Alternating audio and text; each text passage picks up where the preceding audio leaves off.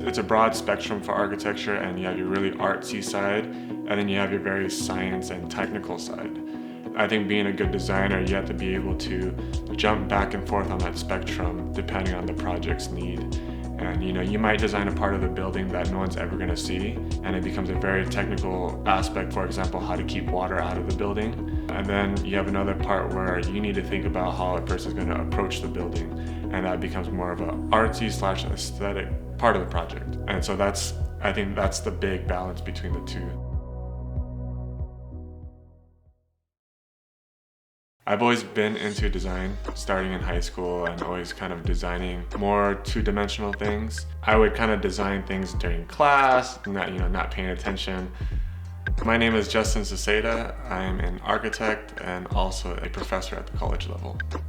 I think a very important part to me about architecture is remembering that architecture has such a big impact on human behavior and human emotions and response. Until you kind of recognize that, you are blind to it. For example, people will understand a fancier hotel feels nicer, but they won't truly understand what's making that difference.